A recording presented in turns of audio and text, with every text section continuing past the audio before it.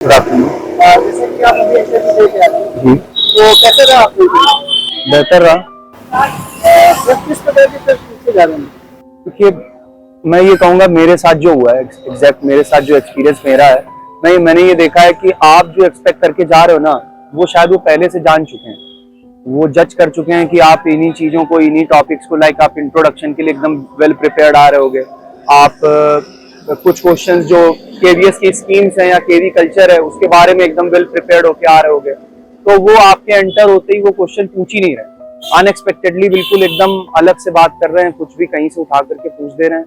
आप अपनी तरफ से कोई पोएम या अदर टॉपिक्स प्रिपेयर करके आए हुए हो, मैथ्स के या हिंदी के या इंग्लिश के, वो भी नहीं कर रहे हैं। वो खुद बुक रख रहे हैं और बुक आपको दे रहे हैं और बोल रहे ये वाली पोएम पढ़ के सुनाओ।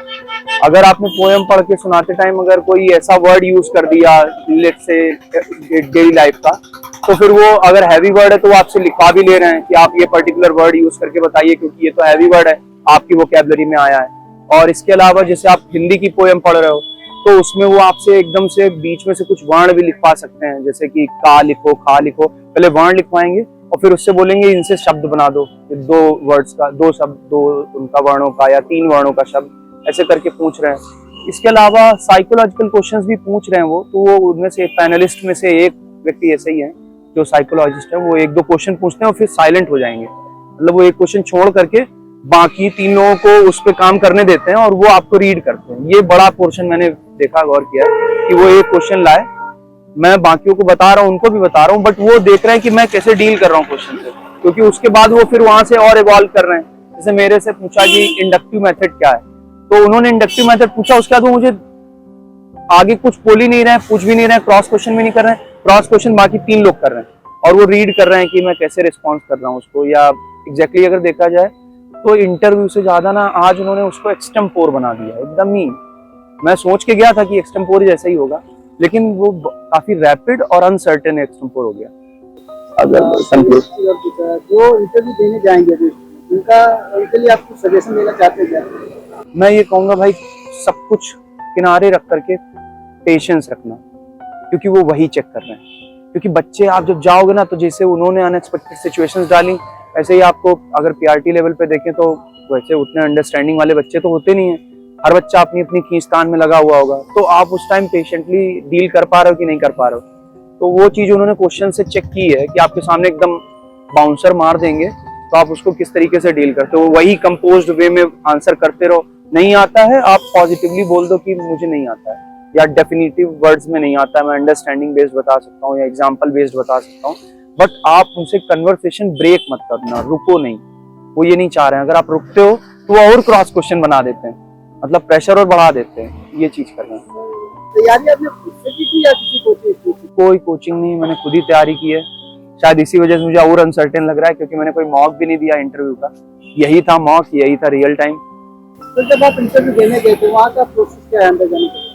क्योंकि यहाँ से सबसे पहले हम मेन गेट से एंट्री करेंगे तो वो 1 बाय 1 लोगों को बुला रहे हैं। मतलब कुछ लोगों को अंदर कर लिया, फिर बोर्ड वाइज आपको लाइन में लगा रहे हैं।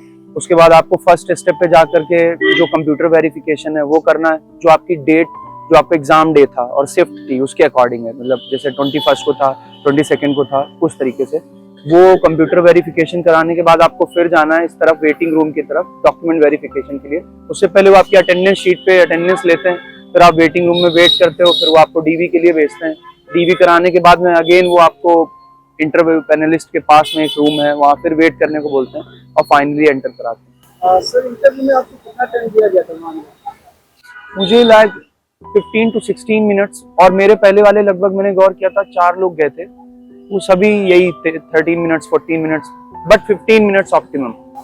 सर एक पैनल में कितने लोग वहाँ पे? 4, और ये प्रपोर्शन इक्वल है, लेडीज भी 2 हैं और जेंट्स भी 2 हैं। भाषा सर बाइलिंगुअल थी या? भाषा वैसे तो बाइलिंगुअल उन्होंने खुद भी रखी, क्योंकि पहले उन्होंने इनिशिएट किया था। बाकी डिपेंड करता है, मैं तो कहूंगा कि जो तरीके से वो पूछ रहे हैं, अगर कोई हिंदी में पूछ रहा है तो आपको आंसर हिंदी में देना चाहिए, इंग्लिश में पूछ रहा है तो इंग्लिश में देना चाहिए। और करंट अफेयर्स नथिंग, कुछ नहीं। मैं कह तो रहा हूँ ना कि हम प्रिपेयर करके गए थे कि मे बी वो करंट अफेयर से पूछ सकेंगे कि हम अवेयर हैं कि नहीं है, मे भी हम पढ़ के आते कानपुर के बारे में पूछ लेंगे, हम तो कानपुर से जा रहे हैं, या लखनऊ में इंटरव्यू है तो लखनऊ के बारे में पूछ लेंगे, या केवी के बारे में कुछ पूछ लेंगे कि फाउंडेशन उसका मोटिव क्या है, विजन क्या है। कुछ नहीं, जितने एक्सपेक्टेड क्वेश्चन आप सोच के जा रहे हो कि ये पूछ सकते हैं, आप देखते भी होंगे ऑनलाइन, कुछ मैं देख रहा था कुछ लोगों के जो वीडियोस ऐसे ही पड़े हुए थे, तो वो लोग यही बोल रहे थे ये पूछ सकते हैं, आप इसके ऊपर तैयारी करके जाना, थोड़ा ये बैकग्राउंड देख लेना। वो कुछ नहीं पूछ रहे हैं, वो उसे बिल्कुल अनएक्सपेक्टेड कर रहे हैं, मतलब जैसा नॉर्मल कन्वर्सेशन हो सकता है। अब अनएक्सपेक्टेड हमारे एंड से लग रहा है क्योंकि हम एस्पायरेंट है ना, इसलिए उन्होंने काफी बिहेवियरल रखा, और मैं कहूँगा अच्छा एनवायरनमेंट है, जैसा भी है वो बहुत जस्टिसिएबल है, अपने जॉब के साथ में वो बढ़िया कर रहे हैं। हम में कमी रह जाए वो हमारी परेशानी है, बट वो बहुत न्यूट्रल है और आपको पूरा मौका दे रहे हैं कि कंफर्ट में आप जाएं और प्रिपेयर बता सकते हैं।